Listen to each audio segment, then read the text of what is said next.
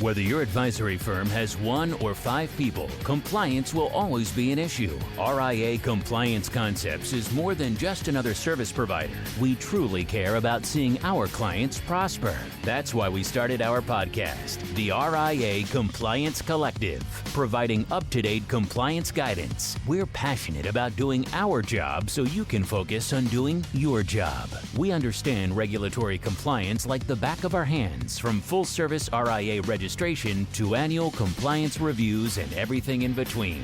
We're here to get you there. Hello, I'm Megan Campbell, and this is the RIA Compliance Collective. Thanks for joining us today. I have with me Ivan Barretto. Hello, how's everything going? Good. And Collin O'Brien. How are you? Good morning. I'm doing great. Happy Friday. Happy Friday for sure.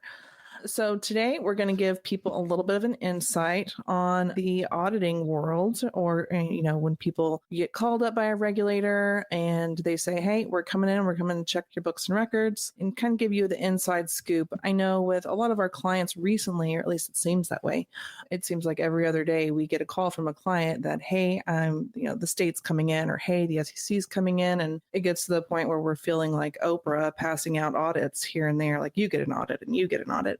So we figured we'd give everybody the inside scoop as to what they can expect when this happens, because both Ivan and Collin have the experience of being both state auditors for the State Securities Board here in Texas. And then Collin also has experience with FINRA and the SEC, and also with a large broker-dealer investment advisor house. So guys, what can people expect? I know there's a lot of questions that come up with this that I hear a lot, and they want to know, what can I expect in an audit? But they also want to know, when can they expect to be audited? So that's an interesting question. And yeah, we get that question all the time. So pretty much you can expect most state regulators typically try to see an RIA firm that's newly registered within the first 2 to 3 years of operation, just to make sure it's not as adversarial as you think it would be. It's more of the initial audit or examination is of an RIA that just is newly registered.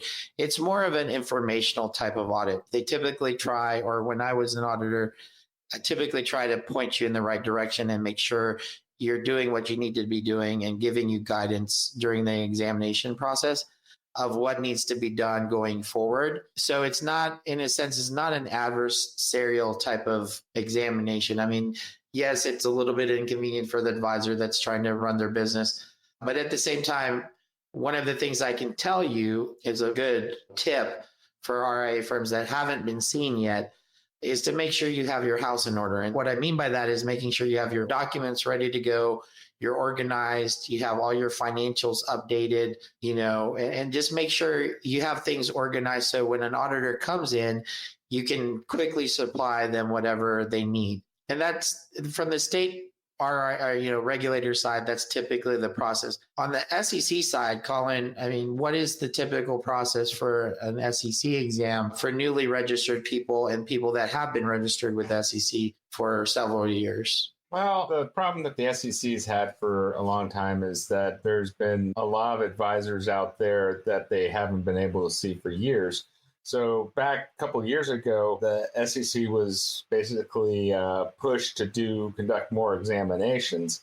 And what they started doing is doing desk exams where they would request materials remotely and then review that materials, base their letters, offer their guidance, and ask for a response for any corrective action remotely. For regular exams, if they were not for cause, of course, but for regular exams, they would sit there and send out a introductory letter, followed up with a document request. They would provide a secure link, or if you wanted to mail a disk or what have you, to transfer that information. Then they would send an introductory phone call to the advisor and set up an interview schedule, because an SEC exam, most of it's done before they even go on site. And while they're on site, it's mainly interviews. Usually, if you're going into a large firm, you have different members going into interviews on a constant basis with different members of the firm. That being said, if it's a for cause exam, and this goes for state too, those are unannounced. always, and they will basically show up on your door. And that's why you need to have your files in order. So. And another part of the process is it's become more prevalent in recent years is now the states have caught up with technology and have the ability to request documents electronically via share file link or shared, link where you can upload documents. Man, I don't know about you, Collin, but I wish when I was an examiner back in the day, I wish I had that option. It would have made my life a lot easier and a lot simpler. But now they're getting the right tools in place to do their jobs more efficiently and effectively.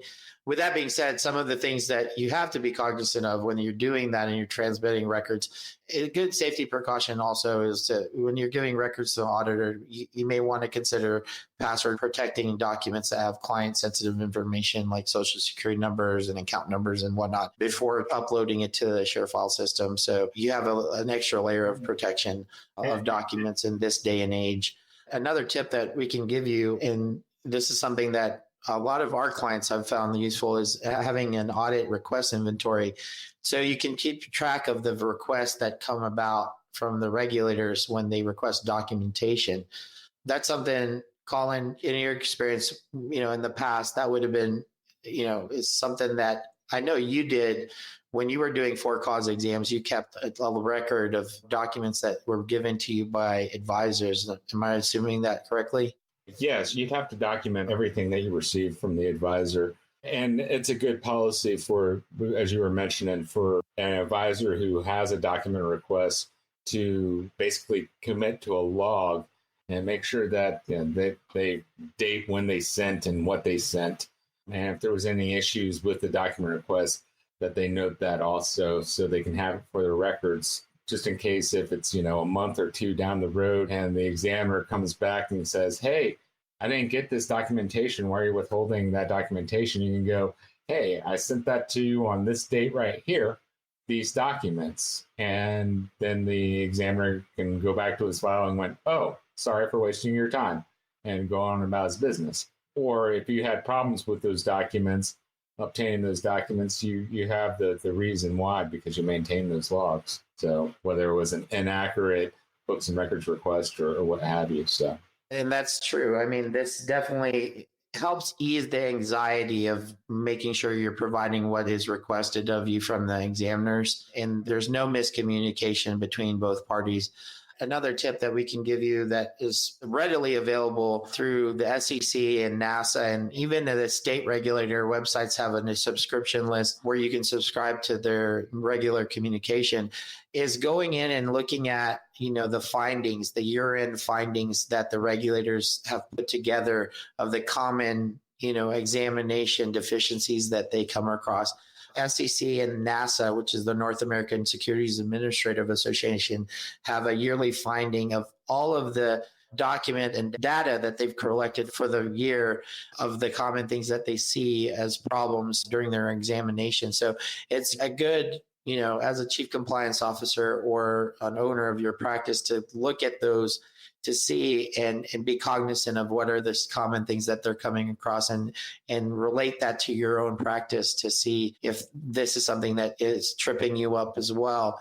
But other than that, I mean, like I said, the examination process, you got to keep in mind, the examiners are not out there to get you. They're basically wanting to make sure you're in compliance to protect the general investing public, whether it's at the state level, federal level, or whatnot. They just want to do their jobs to make sure, clients are, the investors that are investing with your firm as a client are protected. As far as, funny, examination stories that we've had in our experience, I mean, we've got a whole list of things that we've come across. And I think one of the funniest ones that I've heard from working with Collin is, and he'll fill you in, but it's a really, really, really good story to tell of what not to do. Definitely what not to do when you're getting audited. We're talking about the organization story.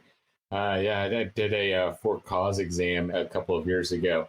And I had to basically hunt down this guy. He wasn't at the original location. That's another thing that gets under the regulators, and it's a citable offense, big time citable offense. I had to go to 3 different addresses to actually find this guy.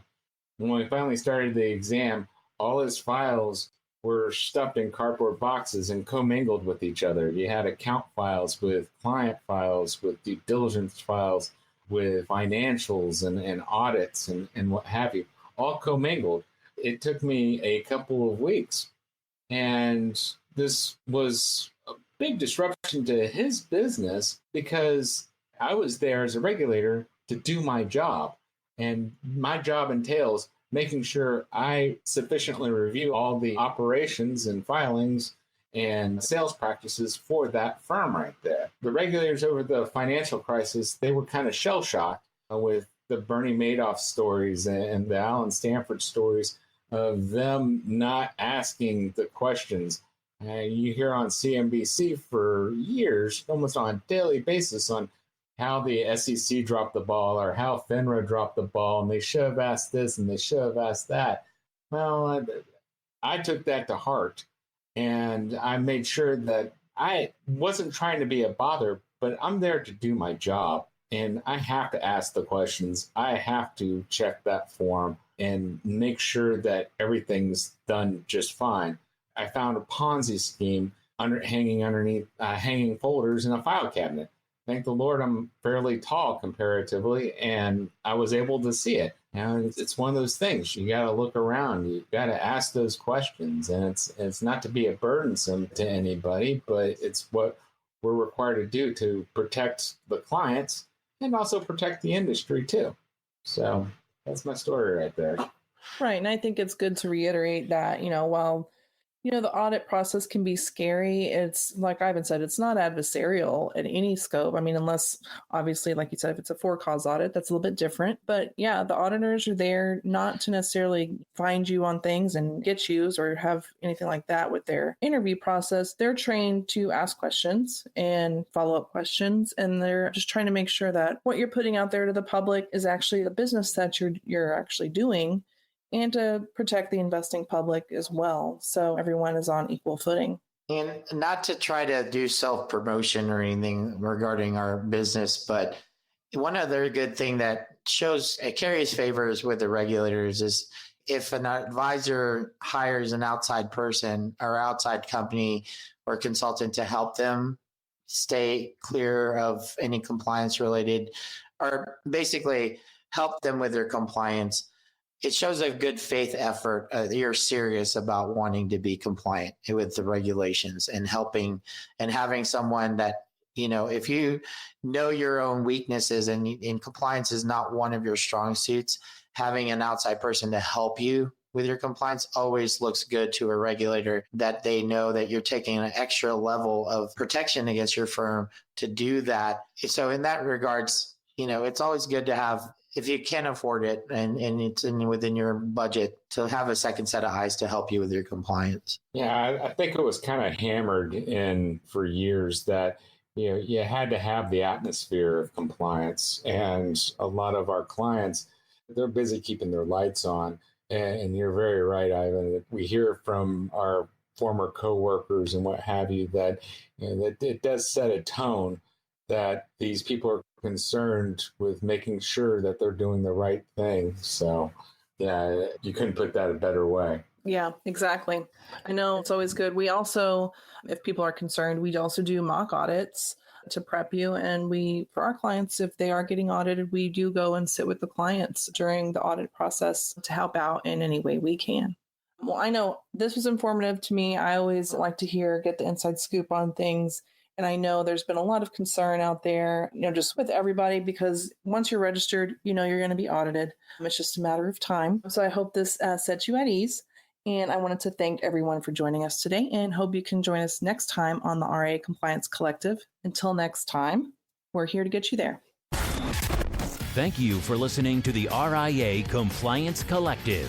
Your support is greatly appreciated. If you want to experience the RIA Compliance Concepts difference yourself, visit riacc.io.